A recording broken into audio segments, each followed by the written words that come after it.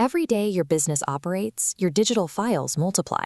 Contracts, project assets, and video recordings accumulate endlessly, making cloud storage the one piece of infrastructure no modern team can function without.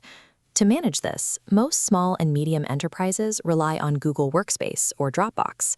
It is convenient, but it means you are locked into paying a recurring monthly fee for every single user on your team, regardless of how much space they individually use. This split-screen chart shows exactly how that financial trap works. On the left, your Google Workspace costs step sharply upward as your team and storage needs grow, forcing you into higher, more expensive tiers. On the right, Nextcloud offers a flat horizontal line, representing a predictable, fixed cost for server capacity. Nextcloud is a free, open-source platform that brings file syncing, document editing, and collaboration entirely under your own roof. For a 20-person team, that $12 per user Google plan costs about $240 a month.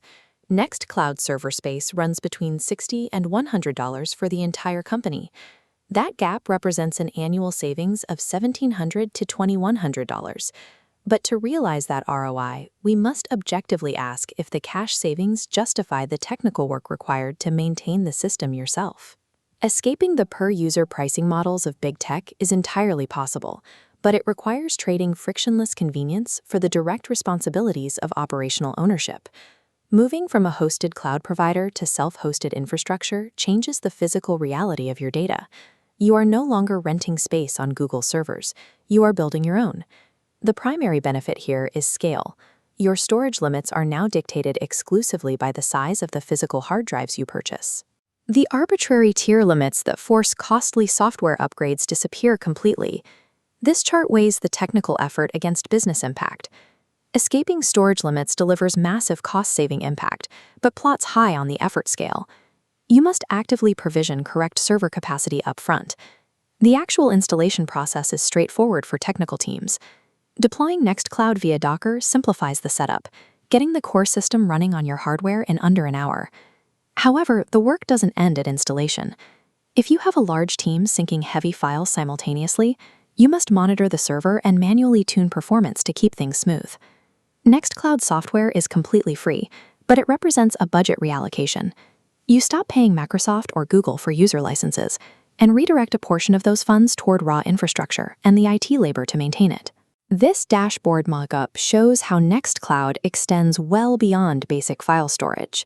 It functions as a comprehensive digital workplace, pulling multiple tools into one interface. The built-in Nextcloud Talk app handles your internal team chats and video calls. By keeping communications inside the same platform where your files live, you can often eliminate the need for a separate paid video conferencing subscription. It also includes native calendar and contacts applications. These sync seamlessly across your desktop and mobile devices, matching the baseline utility you would expect from Google Workspace. There is, however, a user experience trade-off when it comes to document editing. Nextcloud integrates with apps like OnlyOffice or Collabora to allow your team to edit documents simultaneously. This works perfectly well for standard everyday tasks, but if your team regularly co-authors highly complex, hyper-formatted documents with dozens of people at once, you will notice the real-time editing isn't quite as polished as Google Docs. Consolidating your software stack into Nextcloud saves money and reduces app fatigue, but your team has to accept a slight downgrade in editing fluidity compared to platforms built by trillion-dollar tech giants. Self-hosting provides one distinct advantage that cloud giants cannot match: physical data sovereignty. Your company files live entirely on hardware you control, meaning no third-party provider has access to your intellectual property. For healthcare providers, government contractors, and legal firms, physical control over data location is a non-negotiable legal requirement. To support this, Nextcloud includes granular security controls. You can enforce password protection, set firm expiration dates on externally shared folders, and enable end-to-end encryption for your most sensitive data. This isolation introduces a severe danger. Because you removed the third-party provider, you no longer have a safety net. You inherit total responsibility for disaster recovery. Ownership of your data means taking responsibility for its survival. If you fail to configure and test redundant, off-site backups, a single server failure will result in the permanent, unrecoverable loss of your company's critical assets. Nextcloud's viability ultimately depends on your company's internal capabilities. This decision tree maps out the most practical path forward, starting with one question: do you handle regulated data or have massive storage needs? If the answer is no, your storage needs are low, and your data isn't sensitive, the friction of migrating away from Google or Dropbox is likely not worth the effort for your team. If the answer is yes, you have scale and storage costs or strict data sovereignty requirements, you must evaluate your internal IT resources.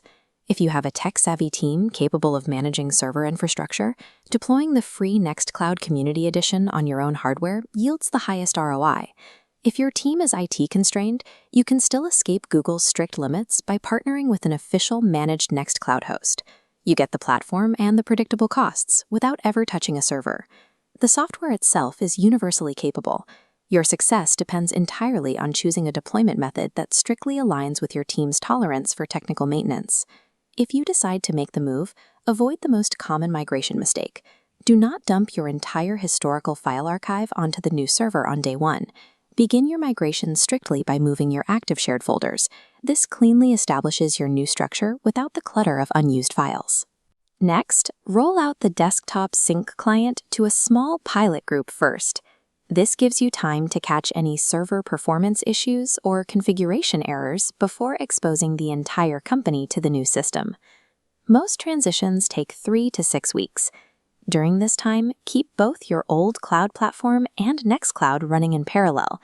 This redundancy ensures you experience zero data loss while your team adjusts. For scaling SMEs, this platform provides a path to consolidate tools and permanently cap infrastructure costs under a single system.